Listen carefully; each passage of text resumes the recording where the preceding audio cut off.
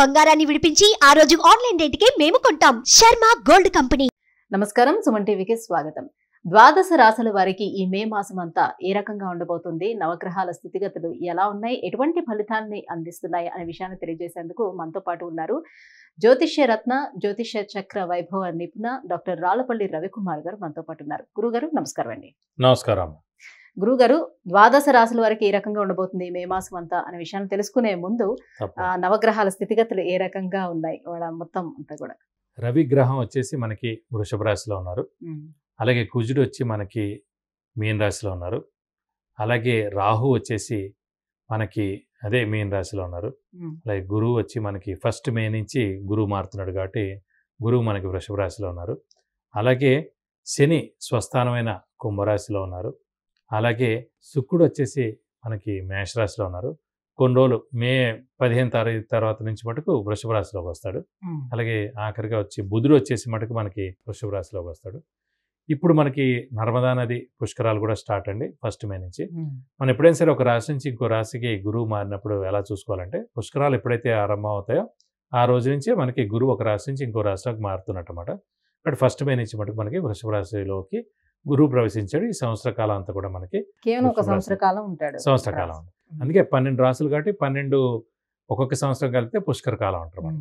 So అందుకే 12 సంవత్సరాలకి పుష్కరం అంటారు. గురుగారు, మకర రాశి వారికి ఎలా ఉండబోతుంది ఈ మే నెల? వాళ్ళకి కూడా శని నడుస్తుంది కదా, ఎండింగ్ స్టేజ్ లో ఉంది. సో మరి ఎలా ఉండబోతుంది వీరికి? మకర రాశి వారికి నక్షత్రాలు వచ్చేసి ముందుగా ఉత్తరాషాఢ 2, 3, 4 పాదాలు, శ్రవణం 1, 2, 3, 4 పాదాలు, ధనిష్ట 1, 2 పాదాలు. ఈ రాశి వారికి మొన్నటిదాకా ఈ నడిశని ఉధృతి ఎక్కువగా ఉంది. అలాగే గురుబలం లేదు. అంటే 2 సంవత్సరాల నుంచి గురుబలం లేదండి. ఒకటి తృతీయ స్థానంలో గురువు ఉండడం 1 సంవత్సర కాలం, మొన్నటిదాకా 30 ఏప్రిల్ దాకా 4వ స్థానంలో ఉండడం. సో 2 సంవత్సరాల నుంచి గురుబలం లేదు. అలాగే రాహు బలం లేదు. అలాగే కేతు బలం లేదు. అలాగే ఏలినాటి శని. మొత్తం 4 గ్రహాల ఇంపాక్ట్ చాలా ఎక్కువగా ఉండేది. దేవుడి దయ 1 మే నుంచి మనకి గురుబలం పరిపూర్ణంగా ఉంది. అలాగే రాహుకేతులు కూడా తృతీయ భాగ్యస్థానంలో చాలా బాగున్నారు. ఏలినాటి శని కూడా వెళ్ళిపోతుంది ఇంకా నెక్స్ట్ ఏప్రిల్తో. కాబట్టి వెళ్ళిపోతే ఖచ్చితంగా ఈ సంవత్సరం మేలు చేస్తుంది. కాబట్టి ఖచ్చితంగా ఈ రాశి వారికి పట్టిందల్లా బంగారం అని చెప్పుకోవచ్చు. శ్రమ, కాలం, ధనం వ్యర్థం కాకుండా ఉంటుంది. అవసరానికి డబ్బులు సమకూరుతాయి. రావాల్సిన బాకీలు వసూలు అవుతాయి. షూరిటీస్, స్పెక్యులేషన్స్ కలిసి వస్తాయి. షూరిటీస్ పెట్టవచ్చును, స్పెక్యులేషన్స్ కలిసి వస్తాయి. మధ్యవర్తిత్వం వహించవచ్చును. అలాగే వ్యాపారస్తులకు పట్టిందల్లా బంగారం చెప్పుకోవచ్చు.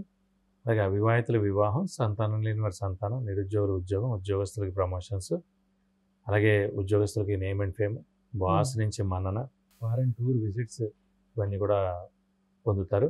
అలాగే రాజకీయ నాయకులు ఎవరైతే ఇప్పుడు పోటీ చేస్తున్నారో, ముఖ్యంగా ఎంపీగా కానీ లేదంటే ఆంధ్రాలో ఎమ్మెల్యే కానీ పోటీ చేస్తున్నారు, వాళ్ళు ఖచ్చితంగా నెగ్గేందుకు అవకాశాలు ఎక్కువగా ఉన్నాయి. ఎందుకంటే 5వ స్థానంలో గురువు ఉంటాడు కాబట్టి ఖచ్చితంగా నెగ్గుతారు.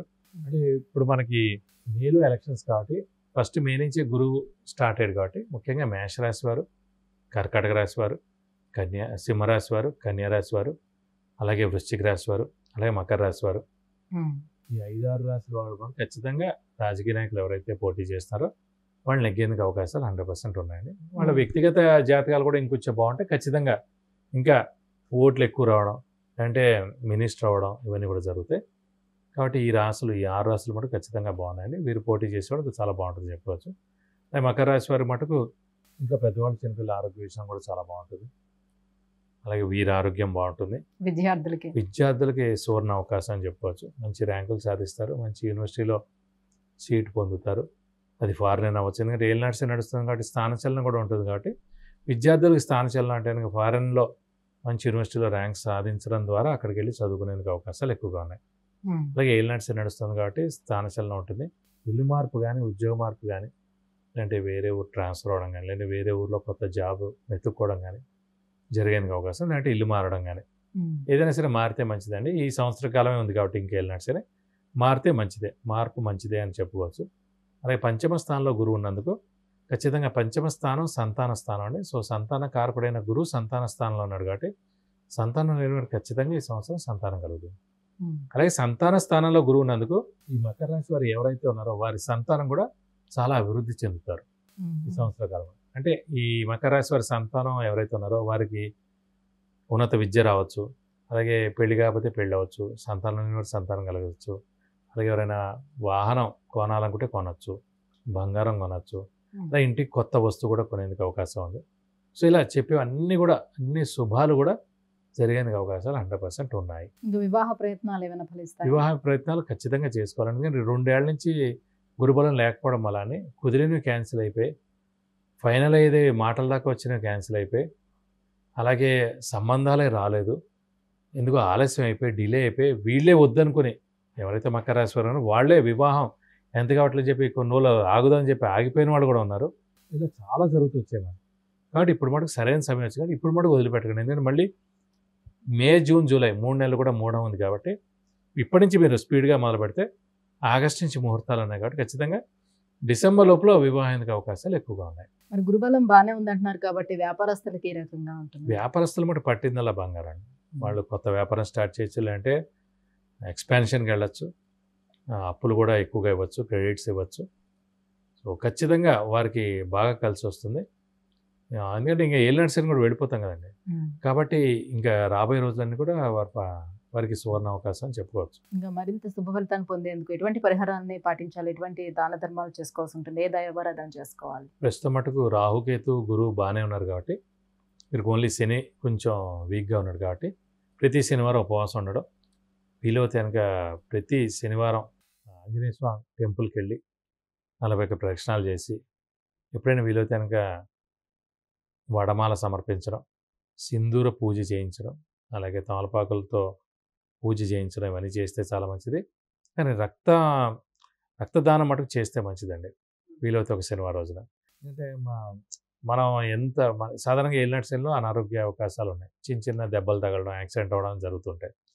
అవి జరిగే లోపల మనం రక్తం కళ్ళ చూసే లోపలనే మనమే ఒక శనివారం రోజున వెళ్ళి రక్తదానం చేస్తే ఇవన్నీ తప్పించుకోవచ్చు. వారికి ఎవరికో బాగా ఎమర్జెన్సీ ఉంటుంది, వారికి మన ఈ బ్లడ్ ఎక్కించడం ద్వారా వారు బయటపడతారు, అవుట్ ఆఫ్ డేంజర్ అని అంటారండి డాక్టర్స్. సో అతను భార్య, పిల్లలు, వాళ్ళ తల్లిదండ్రులు, వీళ్ళ తల్లిదండ్రులు అందరూ కూడా మా వాడు బయటకు వచ్చాడు, చాలా థ్యాంక్స్ దేవుడా అని అన్నారు అనుకోండి, అది మనకే డైరెక్ట్గా వస్తుంది. ఎందుకంటే మనం రక్తం ఇచ్చి కాపాడాం కాబట్టి. సో మనకి ఏ అనారోగ్యం రాదు, మనకి ఏ యాక్సిడెంట్ అవ్వదు, మనకి ఏం సర్జరీలు అవ్వవు, మనం బయటపడిపోవచ్చు. ఒక చిన్న రక్తదానం చేయడం ద్వారా ఒక శనివారం రోజున మనకి ఏ అనారోగ్యాలు రాకుండా మనకి ఆరోగ్యం కూడా బాగుండేందుకు అవకాశాలు ఎక్కువగా ఉన్నాయి. గురుగారు, మకర రాశి వారికి ఈ మే నెలంతా ఈ రకంగా ఉండబోతుంది, ఎటువంటి పరిహారాన్ని పాటించాలనే విషయాన్ని తెలియజేసినందుకు ధన్యవాదాలు. నమస్కారం. విద్య, ఉద్యోగం, వాహనం, వ్యాపారం, వివాహం, ఆరోగ్యం, ఆర్థికం, గృహం వీటన్నిటికీ సంబంధించిన విషయాలను తెలుసుకోవాలంటే కింద స్క్రోల్ అవుతున్న నెంబర్కి వాట్సాప్ మెసేజ్ చేసి గురువు గారి అపాయింట్మెంట్ ను పొందవచ్చు. సుమన్ టీవీలో మీ పర్సనల్ అండ్ బిజినెస్ ప్రమోషన్స్ కోసం కింది నెంబర్కి కాంటాక్ట్ చేయండి.